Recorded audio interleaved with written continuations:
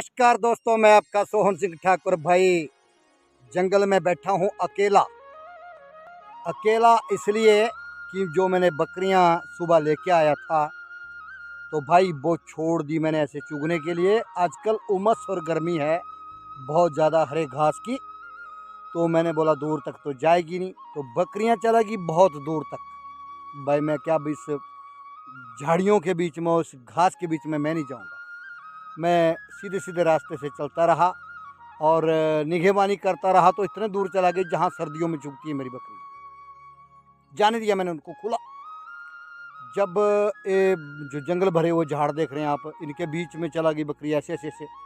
अब दिख नहीं पा रही है, तो अब मैं इंतज़ार कर रहा हूँ। अब समय हो गया 5 मिनट, यानी 5:15 शाम के। अब सोचो आप, इतना ज़्यादा वक्त होने के बावजूद बकरियां मेरी ना अभी तक मेरे को कहीं नज़र नहीं आ रही है। और मैं तलाश करूंगा, अगर कहीं भी मिलेगी। पता नहीं कहाँ चला गया। इतना ज़्यादा घास है, और घास होने के बावजूद भी ये मन को तृप्ति क्यों नहीं है।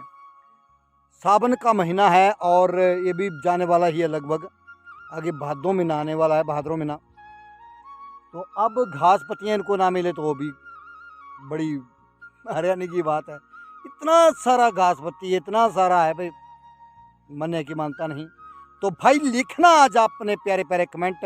तो भाई पिछले कल की वीडियो में अपने रोम सिंह जी ने बहुत प्यारा कमेंट लिखा था, और सुभाष शर्मा जी और रोम सिंह जी का ज़बरदस्त कमेंट आए हुए थे, और बाकी लोगों के भी कमेंट आ रहे हैं जो बड़े अच्छे अच्छे कमेंट है। परंतु भाई रोम सिंह जी ने बहुत बड़ा कमेंट लिखा था, और सुभाष शर्मा जी भी एक अध्यापक होने के नाते भाई उनका पशु प्रेम भी कितना छलकता है। तो रोम सिंह जी भी अपनी हिमाचल की संस्कृति के लिए मेरी तारीफ की है बहुत ज़्यादा। तो भाई आप लोग भी पशु प्रेमी हैं, और आप लोगों की वजह से मैं ये चीज़ें डालता रहता हूँ। आप लोगों की सपोर्ट है, और बने रहे वीडियो के अंत तक, होगी बहुत सारी बातें। तो बकरियां ढूंढ लेता हूं, फिर मैं बकरियों की वीडियो बनाऊंगा। तो अब मैं फ्रंट कैमरे से आप लोगों के बीच में आया हूं, तो फिर चलो बताऊंगा फिर मैं आपको, और भी सारी बहुत ज़्यादा बातें होगी। बने रहें अब बकरियों के साथ। ओ भाई, इसे कहते हैं तजुर्बा। अब आप भी सोचने के लिए मजबूर हो जाएंगे कि ये क्या तजुर्बा हुआ। पहले बोल रहे थे कि बकरियां नहीं मिल रही है, जब बकरियां दिख गई तो बोल रहा है कि ये होता है तजुर्बा। भाई मेरा बकरी पालने का तजुर्बा है। मैंने 35 साल अपनी दुकानदारी की, बिजनेस किया, और साथ साथ में बिजनेस के साथ साथ मेरा प्रेम भाव रहा बकरी पालन में, पशुपालन में, और इत्यादि पशुपालन में भी है। परंतु साथ साथ में मेरे पिताजी बकरी पालन से नफरत करते थे, और मैं ही एक ऐसा व्यक्ति हूँ कि मुझे बहुत प्रेम है अपनी बकरियों से। भेड़ें, पहले भेड़ें भी होती थी मेरे पास, 20-25 भेड़ें थी मेरे पास, ज़्यादा तो नहीं थी, 20-25 थी। परंतु को क्वालिटी, भाई वो क्वालिटी बहुत मुश्किल से मिलेगी। तो फिर बकरियां भी थी, और मेरे पिताजी सख्त नाराज हुआ करते थे, और मैं उनको भेजता था बकरी के पास, तो वो पहचानने में थोड़ी गलतियां खाते थे, भाई हमारी बकरी ने किसी और की बकरियों के साथ हो गई। तो क्योंकि उनका प्रेम भाव नहीं था, और मैं वो दुकानदारी के भी खिलाफ थे। वो बोलते थे खेती किसानी करनी बेटा, हमारा काम खेती किसानी का है। तो मैं छोटा होता था तब से लेकर के मैं गद्दियों की बकरियां देखता था, भेड़े देखता था, तो उनसे छोटे छोटे दूध पीते हुए बच्चे लेके आता था, और निप्पल के साथ पाले हुए मैंने। तब जा कर के मैंने अपनी बकरियां का ये जो झुंड है इकट्ठा किया हुआ है। मैंने ऐसे नहीं बकरियां तैयार कर दी, मैंने बहुत मुश्किल से खून और पसीने की कमाई है मेरी, और बहुत जदोजहद के बाद मेरा बकरी पालन शुरू हुआ है। तब जा कर के मैंने बोला कि ये है तजुर्बा, जिसको मैं तजुर्बा बोल रहा था, ये वाला तजुर्बा है जो मेरा बकरी पालन का तजुर्बा है, ये वाला तजुर्बा है। तो मुझे पता था कि इस जगह पर बकरियां निकल सकती है जो झाड़ियों के बीच में चला गई है, और जो नीचे की उमस है और वक्त हो चुका है अब घर आने का, और ये आ सकती है वापस। सिर्फ अनुमान ही लगा सकते हैं, अनुमान के ऊपर मैं बिल्कुल खरा उतरा, और बकरियां मिल गई। अब देखनी पड़ेगी मेरे को सारी बकरियां पहुंची कि नहीं।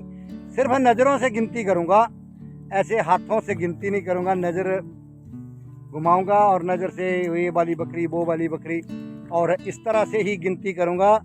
और जो गद्दी भेड़ पालक होते हैं, बड़े बड़े जो बकरवाल होते हैं, तो भाई उनका भी यही ऐसा तजुर्बा होता है, वो भी नज़र से ही गिनती कर लेते हैं। हर जानवर के ऊपर नज़र होती है, हर जानवर को याद रखते हैं, स्टडी करते हैं। तो वैसा ही मेरा भी, मैं घर में दुकानदारी करता हूँ, खेती बाड़ी करता हूँ। मैं खेती के साथ भी जुड़ा हूँ, ज़मीन के साथ जुड़ा इंसान हूँ। और ये बकरियाँ भी भाई, मैंने दूध का निप्पल खुद मैं दूध से तंग रहा और दूध के निप्पल से तैयार की हुई बकरियाँ। छोटे बच्चे लाता था, उस वक्त रेट बड़े कम होते थे गद्दियों से भाई। उस वक्त छेलियाँ बड़ी कम देते थे गद्दी भेड़ पालक, वो बकरी का छेलू बेचते थे। तो मैंने बोला भाई मुझे बकरियाँ करनी है, मुझे कोई अच्छी सी छेली दे दो। फिर गद्दियों से बड़ा प्रेम भाव रहा, गद्दियों की सेवा करना, गद्दियों को चाय पिलाना, अपने घर बुलाना, रोटी खिलाना। कहीं रास्ते में गद्दी को दिक्कत आ गई तो गद्दी को घर वहाँ रास्ते में रोटी ले जाना, और वहाँ पर कोई पानी ले जाना उनको। तरह तरह का प्रेम भाव में बढ़ाता रहा और गद्दी हो गए मेरे अपने हो गए। और मैं सच्चे दिल से उनकी सेवा की। और गद्दी लोग और किसी को बच्चा नहीं बेचते थे। उस वक्त काफ़ी ज़्यादा डिमांड रहती थी, अब तो डिमांड घट रही है, अब नहीं, कोई नहीं पालता है, दूध नहीं है घरों में लोग। तो फिर भाई मैं एक सच्ची कहानी सुना रहा हूँ, कोई ऐसी बनावटी नहीं है। तो गद्दी मेरे अपने हो गए घर की तरह, किसी और को नहीं देंगे, मेरे को देंगे। औरों को अगर 500 का बच्चा देते थे तो मेरे को 200 का भी दिया, 50 रुपए का भी बच्चा दिया है मेरे को। और 10 रुपए का भी मैंने बच्चे लिए, 2 बच्चे लिए थे 10 रुपए में। आप सोच सकते हैं वो वक्त था, 10 रुपए में 2 बच्चे लिए मैंने। और कुछ गद्दी भाई ऐसे फ्री में देते थे मेरे को, परंतु मैं नहीं लेता था। मैं 10 रुपए 5 रुपए दे ही देता था, फ्री नहीं लेता था। मेरे को ऐसा बोलते थे, परंतु भाई मुफ्त में नहीं लेनी चाहिए कोई भी चीज़ें। और उनका खून पसीने की कमाई होती है गद्दी भेड़ पालकों की। और जंगलों में जब मेरी बकरियों का जंगल के काबिल हुई, जैसे 10-12 बकरियां होगी, 8-10 बकरियां होगी, जंगल ले जाता था, बेड़े लेके आया। तो भाई छोटा छोटा व्यापार किया, छोटे बच्चे गद्दियों के छेलू ले आना मैंने और लोगों को बेचने, जैसे वैसे गाड़ियों में ला करके फिर पैदल रास्ते तक बुलाना लोगों को। तो भाई गद्दियों के बच्चे भी बिक जाते थे, मैं बेच देता था और 2 पैसे में कमा भी देता था उनमें। और उनमें से एक आधी छेली में छांट करके अपने लिए रखता था, कईयों को छेलियाँ बेच देता था। तो वैसे जा करके अच्छी छांट करके मैंने अपने लिए अच्छी नस्ल की बकरियां तैयार की। तो फिर वहाँ से जब जंगलों में किसी गद्दी भाई की भेड़ बकरी दिखाई दी मेरे को, तो उनके उस वक्त फ़ोन नहीं होते थे, तो दूसरे दिन साथ ले जाना। मैंने अपनी बकरियों को साथ लेके अपने घर ले आता था। तो दूसरे दिन आवाज़ लगानी, जंगलों में दिखते थे तो मैं उनको लौटा देता था। फिर मोबाइल वाला वक्त आ गया धीरे धीरे, फिर मोबाइल द्वारा उनके फ़ोन नंबर लेते थे। फिर फ़ोन द्वारा अभी भी आज भी सिलसिला जारी है, फ़ोन करते हैं। कई बार मेरे घरों तक इनकी बकरियां भेड़ आ जाती है। भाई हमें मुफ्त का नहीं चाहिए, छुपा करके नहीं हम रख सकते हैं किसी का जानवर। तो एक निजी राय है मेरी, बाकी आपने कमेंट बॉक्स में जरूर लिखना कि मेरी बातें आपको अच्छी लग रही है कि नहीं लग रही, वो आप खुद बताएंगे। विचारधारा होती है सिर्फ, ये मैंने एक जीवन की घटित हुई घटनाएं बता रहा हूँ मैं आप लोगों के साथ। और बाकी आप लोगों के कमेंट आते हैं, उनके तो मेरे पास जवाब नहीं है, कुछ नहीं भाई। रिप्लाई मैं दे देता हूँ, परंतु देता हूँ दूसरे दिन। नए हो तो चैनल को सब्सक्राइब जरूर करके जाए, वो भी बेल आइकन की घंटी दबा के।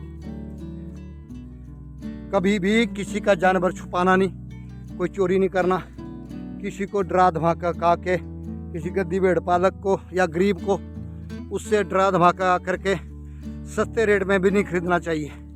वो कभी आपके फ़ायदे में नहीं रहेगा।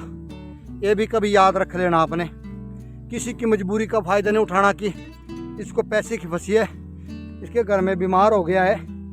और चलो थोड़ा बहुत सस्ता तो होता है, परंतु आधे रेट में कभी भी नहीं उठा के ले आना कि ये बहुत ही कम पैसे में ना, वो भाई कभी भी आपको शायद वफा नहीं देगा। बंदे को तो फंसी है, अच्छा मूल दे देना, 1000-2000 रुपये कम की कोई बात नहीं है। ऐसा नहीं है कि 15,000 रुपये की बकरी है और आपने 7,000 में उठा ली।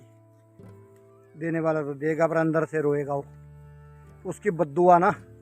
और उसकी मजबूरी आपकी भी मजबूरी बन सकती है कल को।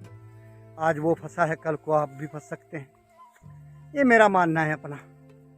बाकी चलो सबकी अपनी अपनी राय होती है, सब बुद्धिजीवी है, कोई ऐसे नहीं है। पढ़े लिखे भी हैं, जो अनपढ़ है वो भी खुद समझते हैं, वो भी किसी से कम नहीं है जो अनपढ़ है ना भाई। दिमाग बुद्धि सबको ही होती है, ऐसी बात नहीं। मेरा ब्रीडर बकरा भाई आगे वापस नीचे से बहुत दूर तक गया। अब निगहबानी मैंने देखो, हरे भरे जंगल और कोल डैम की झील तो दिख जाएगी, सतलुज नदी ये हमारे से नीचे है। हम चाहे जिस जंगल को भी बदल लें, जो लंबाई के हिसाब से 10, 15, 20 किलोमीटर या 50 किलोमीटर तक, 50 क्या 100 किलोमीटर तक ले लो ये सतलुज नदी तो आएगी आएगी।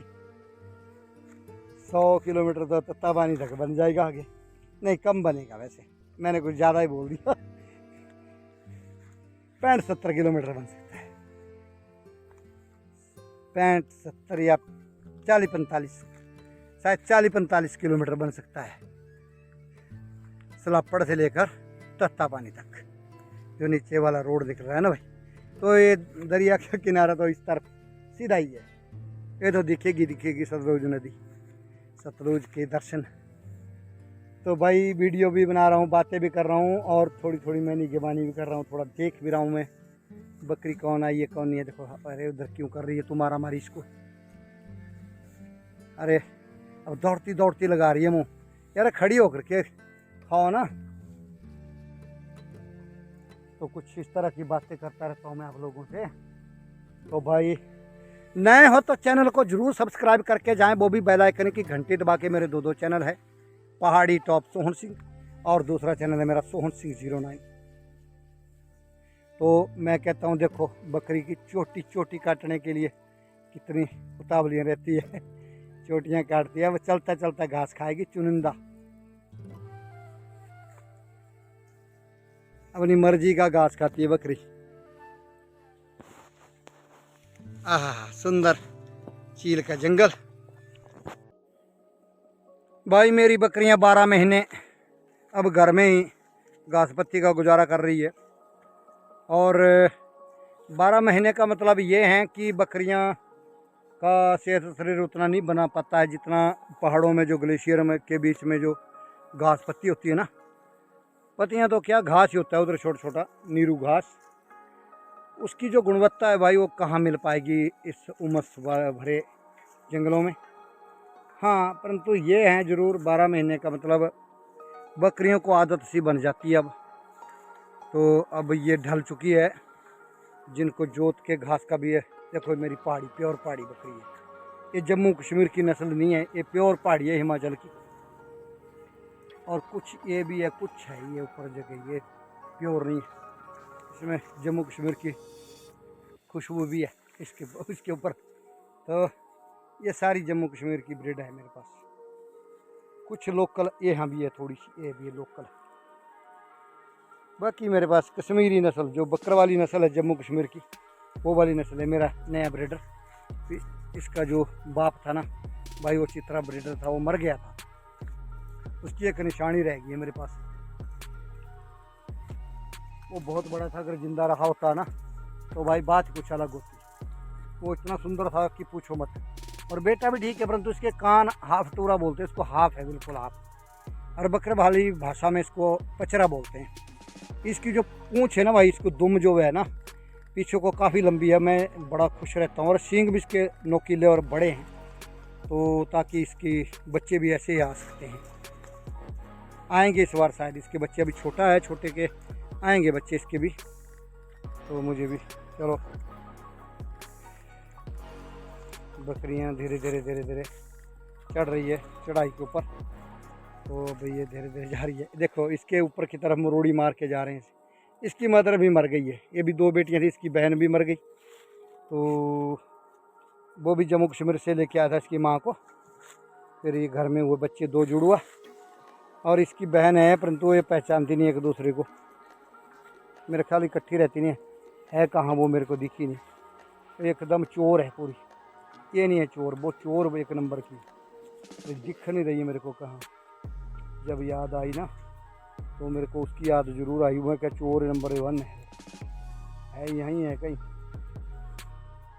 घास के बीच में, झाड़ियों के बीच में हो सकती है। अभी उसके ऊपर भी नज़र देनी पड़ेगी, क्योंकि वो सारे हाँ दिखी नीचे है, नीचे झाड़ी हुई, वो सारे जानवरों को लेके जाती है इकट्ठा करके, अपने अलग ग्रुप बना देती है एकदम। कुछ ऐसे जानवर होते हैं।